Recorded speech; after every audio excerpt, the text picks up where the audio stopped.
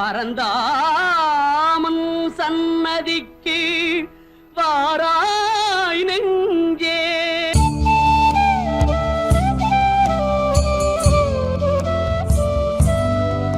என்னை ஆட்கொண்டு வழிநடத்துவன் சச்சிதானந்த சக்கரமூர்த்தியின் திருப்பாதங்கள் கோடி கோடி நமஸ்காரம்.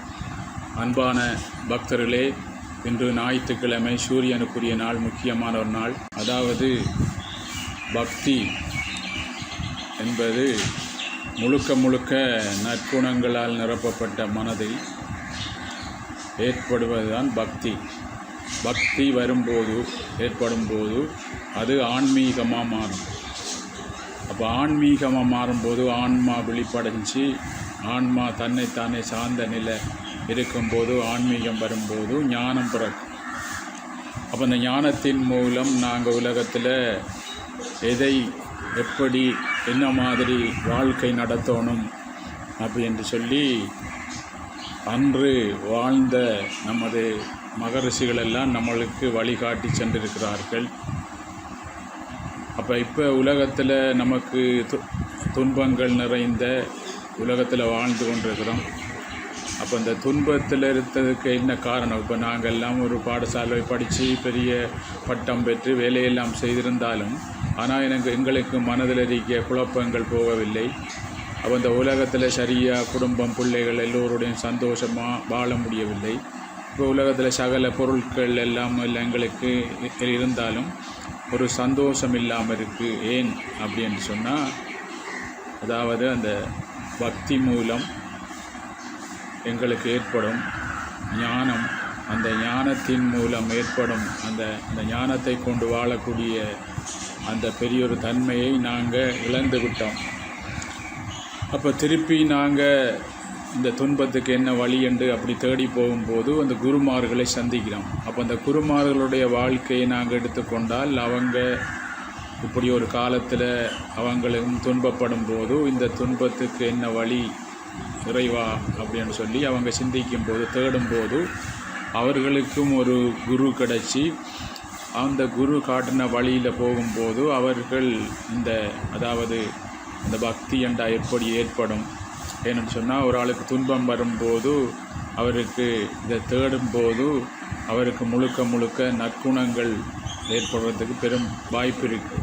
அப்போ இந்த பெரிய நற்குணங்கள் வரும்போது அவருக்கு பக்தி மூலம் ஆன்மீக ஒரு தாகம் அது மூலம் ஞானத்தை அடைஞ்சி தனக்கு இவ்வளோ காலமும் வாழ்க்கையிலே வாழ்வதற்கு ஒரு துன்பத்தை கொடுத்த என்ன அப்படின்னு சொல்லி அவர்கள் தனக்குள்ள அந்த ஞானத்தின் மூலம் கண்டுபிடிச்சி பல யோகாசிரமங்களை அவங்க ஆங்காங்கே எந்த சுயநலமும் பாராமல் அமைச்சு இந்த மக்கள் வேதனைப்படுவதற்குரிய அந்த வழியை அந்த வலி அவர்களுக்கு தெரியும். அந்த வேதனைப்படுற அதுக்குரிய வழி என்ன, அதுக்குரிய அந்த வேதனைய வலி என்ன என்று அறிந்தவர்கள் அவர்களை எந்த சுயநலமும் பாராமல் பாருங்கள். ஏனென்று சொன்னால், கடவுளோடு அவங்க தொடர்பு கொள்ளும்போது அந்த உள்ளுக்குள்ளே அடங்கி ஒடுங்கி செயலற்றையும் இந்த ஆன்ம சக்தியோடு தொடர்பு கொள்ளும்போது இறைவனுடைய அந்த தன்மை அவங்களுக்கு வரும்போது எதையும் எதிர்பார்க்காம அந்த அருள் பாலிக்கும் அந்த இறைவனை சார்ந்தவுடனே அந்த குணங்கள் அவர்கள் மக்களுக்கு எந்த இதுவும் இல்லாமல் அவர்கள் வழிகாட்டினார்கள். அப்படி அவர்கள் வழிகாட்டி கொண்டு போகும்போது அவர்களுக்கு என்ன சொன்னால், இப்போ நாங்கள் உதாரணத்துக்கு எங்களுக்கு நல்ல குணங்கள், நல்ல எண்ணங்கள் ஏற்படும். அந்த பக்தி ஆன்மீகத்தின் மூலம் ஞானம் வரும்போது, அந்த இறைத்தன்மை வரும்போது எங்களுக்கு ஒரு நல்ல எண்ணங்கள் வரும். அப்போ நல்ல எண்ணங்கள் வரும்போது நல்ல செயலை நாங்கள் செய்யும்போது, அதாவது நல்ல எண்ணம் கொண்டு நல்ல சுவாசம் ஈர்த்தம் சொன்னால் ஆன்மா வளரும். கெட்டெண்ணம் கொண்டு கெட்ட சுவாசம் ஈர்த்தவண்டா ஆன்மா சக்தி பலம் குறையும். அப்போ அவர்கள் அந்த ஞானத்தின் மூலம் கண்டுபிடித்தார்கள் தான் நாங்கள் நல்ல எண்ணங்கள் கொண்டு நல்ல செயலை செய்யும்போது ஆன்ம சக்தி வளர்ந்தது. அப்போ அந்த நல்ல எண்ணங்கள் பாருங்கள், நல்ல சாப்பாடு, அதாவது நல்ல சாப்பாடுகள், அதாவது உயிருக்கும் எங்கள் உயிருக்கும் இந்த உலகத்தின் கேடு வராமல் இருக்கக்கூடிய அந்த சாப்பாடுகளை அவர்கள் சாப்பிட்டார்கள்.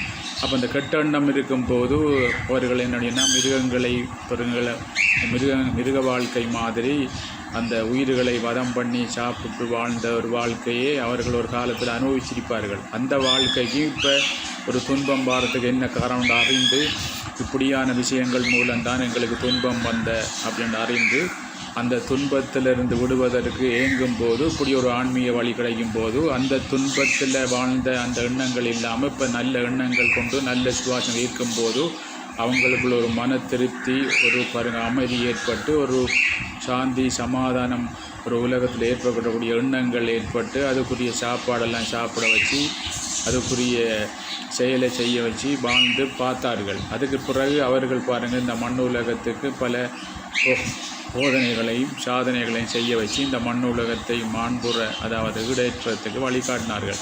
உதாரணத்துக்கு நாங்கள் பாருங்கள் இரவையில் நாங்கள் ஒரு படம் பார்த்து நாங்கள் தூங்குறோம்டா அந்த படத்தில் வர அந்த துக்ககரமான அப்படியான விஷயங்கள் அப்புறம் அந்த படத்தில் பாருங்கள் அவனை விட்டு குத்து அப்படின்னு சண்டை பிடிக்கிற தூக்கமானதுகளை நம்ம எண்ணி படுக்கும்போது அந்த எண்ணம் பாருங்கள் உள்ளுக்குள்ளே அதுக்குரிய சுரப்பிகளை சுரக்க வச்சு பாருங்கள் அது அப்படியே சேர அப்படியே சேர்ந்து ஒரு நாளைக்கு கஷ்டங்கள் வரும்போது எங்களுக்கு தெரியாமலே எங்களுக்குரிய ஆன்ம சக்தி குறைஞ்சி போகிறத கண்கூடாக கண்டுதான். அப்போ அதிலிருந்து நாங்கள் இப்படியான ஒரு ஆன்மீக வழியில் போகும்போது நல்ல சுவாசம் இருக்கும்போது நாங்கள் நல்ல விஷயங்களை தான் இரவையில் நாங்கள் தூங்கும்போது நினைப்போம். அப்போ நல்ல விஷயங்களை நினைப்போம். பிறகு நாங்கள் பிரார்த்தனை பண்ணோம். அவர்களுக்கு இஷ்ட தெய்வத்தை நினச்சி பாருங்கள் எங்கள் காயத்ரி மந்திரம் சொல்லி நம்ம தூங்கும்போது அந்த காயத்ரி ஜெபம் பண்ணின உடனே அந்த காயத்ரி மந்திரத்தில் அந்த அதிர்வலைகள் நாங்கள் இன்றைக்கு ஃபுல்லாக நாங்கள் பல பேரோடு சந்திச்சிருப்போம். அந்த அப்படியான குணங்கள் தன்மைகள் எங்களுக்கு ஏற்படும். அந்த தன்மைகளில் அந்த சக்திகளில் இருந்து விடுபட்டு இரவு தூங்குவதற்கு அந்த தன்மை வராமல் கொஞ்சம் தியானம் பண்ணி போக்குள்ள எங்களுக்கு ஒரு நித்திரை தூக்கமாய் வரக்குள்ள அந்த நித்திரையில் ஆழ்ந்திருக்கும் போது அன்று காலையில் எங்களுக்கு விடியற் காலையில் ஒரு உற்சாகமாக எழும்புறத்துக்கு ஒரு பெரிய ஒரு வழிவகுப்பு என்று அவர்கள் கண்டுபிடித்தார்கள். அப்போ கண்டுபிடித்த ஒவ்வொரு ஆளும் அவர்கள் கண்டுபிடித்த வழிகளை இலகுவான முறையில், ஏனென்றால் கடவுள் ஒரே ஆள் தான். இப்போ நம்ம ஒரு இடத்துக்கு போகணும்னு சொன்னால் பல வழிகளில் போகலாம். அந்த பல வழிகளில் போனவர்கள் அந்த வழியில் போனால் மட்டும்தான் அந்த இடத்துக்கு போகலாம்னு சொல்லலாம். ஏனென்றால் பல வழிகளில் போகலாம். அப்போ தங்கள் குருநாதர்கிட்ட போய் தங்களுக்கு தகுதிக்கு ஏற்ற மாதிரி எந்த வழிகளில் போய் அந்த உள்ளுக்குள்ள இறைத்தன்மையோட இரண்டரை கலந்தார்களோ அந்த வழியில் போகிறதுக்கு ஒரு வழியை எல்லாரும் காட்டினார்கள். அப்படி என் குருநாதர் என்னை ஆட்கொண்டு வழிநடத்த ஞான குரு பாருங்க. காயத்ரி மந்திரம் மிக சக்தி வாய்ந்த மந்திரம். எல்லா மந்திரங்களிலும் ஆதி மந்திரங்களில் நான் கிருஷ்ணன் சொல்லிய மந்திரங்களில் நான் காயத்ரி, சூரிய சக்தி தான் காயத்ரி, 4 வேதங்களின் தாய், எல்லா மந்திரங்களின் ஆதி மந்திரம். அப்படி சக்தி வாய்ந்த மந்திரத்தை ஒரு குருவில் தீட்சை பெற்று அந்த குருநூலில் நாங்கள் ஜெபம் பண்ணும்போது அதனுடைய அதிர்வலைகள் எங்களுக்குள்ள எதிர்மறையான எண்ண அலைகளை அது அப்படியே பலம் குறைச்சி எங்களை ஒரு நல்ல தன்மைக்கு கொண்டு போகிறதுக்கு, அந்த தியானத்துக்கு கொண்டு போகிறதுக்கு, நாங்கள் கவனிக்கிற அந்த பருவ மத்தியை கவனிக்கிறதுக்கு மிக இலேசாக கொண்டு வந்து அதுக்கு பிறகு பாருங்கள் அவங்களுக்கு ஒரு ஆன்மா வெளிப்படையக்கூடிய அந்த தன்மையை கொண்டு வந்து ஞானம் பெறக்கூடிய வழியை காட்டினார்கள்.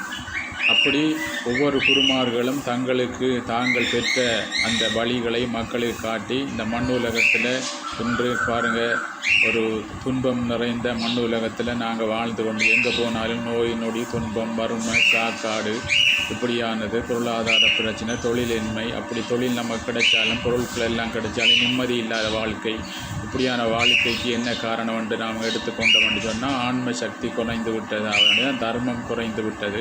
மக்கள் தர்மத்தின் பக்கம் சார்ந்து ஆன்மீக பக்கம் சார்ந்து வாழ்க்கையை விட்டு உலக விஷயங்களை டேஸ்ட்டாக இருக்கும். ஆரம்பத்தில் உலக விஷயங்கள் எல்லாம் நம்ம பாருங்கள் எல்லாரும் டேஸ்ட்டாக இருக்கும் குடித்து போகும். பின்னாடி பாருங்கள் சக்தி எல்லாம் குறைஞ்ச பிறகு தான் எங்களுக்கு போய் அதாவது ஒரு பேங்கிலிருந்து பணத்தை எடுத்து நாம் ஊதாரித்தனமாக செலவழித்து போகல தெரியாது. நம்ம எவ்வளவு தான் தாய் தந்திர சொன்னாலும் கேட்க மாட்டோம். பின்னால் பாருங்கள் அது குறைஞ்ச பிறகு நாங்கள் அழுது புரண்டு போகிற மாதிரி நாங்கள் இப்படியே போய் வாழ்க்கையில் உலக விஷயங்களுக்கு பின்னால் போய் எங்களுடைய சக்தியை குறைச்ச பிறகு துன்பங்கள் நாங்கள் வரும்போது அதை எதிர்கொள்ளாத பட்சத்தில் தற்கொலைகளுக்கும் போதைகளுக்கும் நாங்கள் அடிமையாகி வாழ்க்கையை சீரழித்து கொண்டு போகிற இந்த உலகத்தில் திருப்பி நாங்கள் ஆன்மீக வழியை தேடி ஆன்மீகத்துக்குள்ளே தேடுவதற்காக நாங்கள் போய் அந்த ஆன்மீக வழியில் நாங்கள் போகும்போது அப்போ எங்களுக்கு ஒரு குறைபாடு என்னுடைய அந்த ஆன்ம சக்தி குறைபாடு தான் எங்களுக்கு துன்பத்துக்கு காரணம். உதாரணத்துக்கு நல்லா யோசிச்சு பாருங்கள், ஒரு வட்டம் வரையணுமெண்டா ஒரு மையப்பகுதியிலிருந்து ஒரு வட்டம் வரைஞ்சோம்னா 4 பக்கமும் சமனாக இருக்கும். ஆனால் அந்த வட்டத்தை நம்ம பாருங்கள் ஒரு மையப்பகுதியை தொடர்பு கொள்ளாமல் நாங்கள் வரைய ஆரம்பித்தோம்னா வட்டமாய் தரையும் அது சமனாக இருக்காது. அதே மாதிரி இந்த உலகத்தை இயக்கிற மையப்பகுதியாக பாருங்கள் ஒரு இறைசக்தி உண்டு சகல உயிர்களையும் மையமாக வச்சு இயங்கி கொண்டிருக்கு. அந்த மையப்பகுதி எங்களுக்குள்ளே இருக்கு பாருங்கள். அந்த ஆன்மாவோட அந்த புருவ மத்தியோடு அதோட தொடர்பு கொண்டு நாங்கள் தவம் பண்ணி வாழும்போது அதோட தொடர்பு கொண்டு வாழும்போது நாங்கள் கடமையை சரியாக செய்வோம். இதைத்தான் ராமகிருஷ்ண பரமஹம்சர் அவர் சொல்லியிருக்கிறார் என்று சொன்னால், உன் குருவை ஒரு கையால் பிடிச்சு கொண்டு மறு கையால் நீ கடமையாற்றும் போது அந்த கடமையை நீ சரியாக ஆற்றும் போது உன்னுடைய கடமை முடிஞ்சு 2 கையாலையும் நீ குருவை பிடிச்சிருவா. அப்போ 2 கையாலையும் பிடிக்கிறேன்னு சொன்னால் உனக்குள்ளே இருக்கிற ஆன்மாவுடன் 2 கலந்துருவாய் என்ற. ஏனெண்டா அந்த குரு என்பது நம்மளுக்குள்ளே இருக்கிற அந்தராத்மா, அந்தரண்டா உள்ளுக்குள்ளே இருக்க ஆன்மா. அப்போ அதாவது கண்ணுக்கு தெரிகிற உடம்புக்குள்ளே கண்ணுக்கு தெரியாமல் ஒரு சக்தி இயங்கி கொண்டிருக்கு. அப்போ அந்த சக்தி எங்களுக்கு இயக்கி கொண்டிருக்கேன்னு சொன்னால் அந்த சக்தி நம்மளுக்கு இருக்கும்போது நம்மளுக்கு வாழ்க்கையில் சந்தோஷமாக மகிழ்ச்சியாக இருப்போம். அந்த சக்தி குறையும் போது எங்களுக்கு துன்பங்கள் வருது. இப்போ நமக்கு தெரியுது உள்ளுக்குள்ளே ஒரு பெரிய ஒரு சக்தி உண்டு இந்த உடம்பை இயக்கி கொண்டிருக்கி இந்த உடம்பை படைச்சி வழி நடத்துகிறவரும் அந்த சக்தி தான். இப்போ சின்ன பிள்ளையில் நாங்கள் அம்மா அப்பாவிட்ட நாங்கள் பிறக்கும்போது கருவறையில் நாங்கள் இருக்கும்போது அந்த உடம்பை படைப்பதற்காக அவர் எண்ணத்தை அம்மாவுக்கு இந்த சாப்பாடு சாப்பிடுங்கண்டா எண்ணத்தை உண்டாக்கி படைக்க வச்ச அதே அவர் தான் வெளியில் வந்த உடனே எங்களுக்கு வெளியில் வந்தவுடனே இன்னென்ன சாப்பிடணும் இன்னென்ன செய்யணும்னு உடலுக்குரிய அறிவுரிக்கு அந்த அறிவை கேட்டு முதல்ல அம்மா அப்பாட்ட சொல்லி எங்களுக்கு சாப்பாட்டை ஊட்டி உடம்பை வளர்த்தவர். நம்ம உடம்பெல்லாம் எடுத்து சுயமாக நம்ம இயங்குகிற அளவுக்கு வரும்போது எங்களுக்குள்ள இருக்கிற அவரோட நம்ம தொடர்பு கொள்ளாமல் வெளியில் தொடர்ந்து வாழ்ந்ததால் இந்த உடலையும் நம்மளுக்கு இயக்க முடியாது. இந்த உடல் கொண்டு உழைச்ச இந்த பொருட்களையும் கொண்டு சந்தோஷமாக சாப்பிட முடியாத அளவுக்கு நாங்கள் வேதனைப்படும் போது தான் இப்படி இந்த உலகத்துக்கு சமநிலை குறைஞ்சி துன்பம் கூடி வரும்போது அடிக்கடி குருமார்களும் அவதார புருஷர்களும் அவதாரம் பண்ணி தாங்கள் இந்த ஆன்மீக வழியை காட்டி கொண்டு வரார்கள். அப்படி அந்த வழியில் நாங்கள் சென்று அந்த வழியை பின்பற்றி கொண்டு அதோட தொடர்பு கொண்டு நாங்கள் வாழும் போது உலகத்தில் ஞான வாழ்க்கை மூலம் துன்பங்கள் வந்தாலும் அந்த ஞான அறிவு மூலம் அதை எப்படி ஹேண்டில் பண்ணுற என்ற கூடிய ஒரு சக்தி ஒன்று எங்களுக்கு உண்டாகி வாழ்க்கையிலே சிறந்த ஒரு வாழ்க்கை வாழக்கூடிய ஒரு வழியை நம்மளுக்கு கிடைக்கும். உங்களுக்கு எல்லாருக்கும் அது விளங்கியிருக்கும். எல்லோருக்கும் என் குருநாதர் ஆசீர்வாதம். நீங்கள் எல்லாம் நல்லா இருப்பீங்க. கருவில் இருந்த சுவாசத்தின் அளவை மறந்தாயதனால்தான் நோய் வருதே. இடகளை திங்களை சுழுமோனி ரகசியம் அடி முதல் முடிவரை வாசியின் அற்புதம் மனமது மோனத்தில் நிலை தரும் பரசுகம் மனிதனை கடவுளாய் மாற்றிடும் பெருந்தவம் வாழும் சித்தர்கள் நாளும்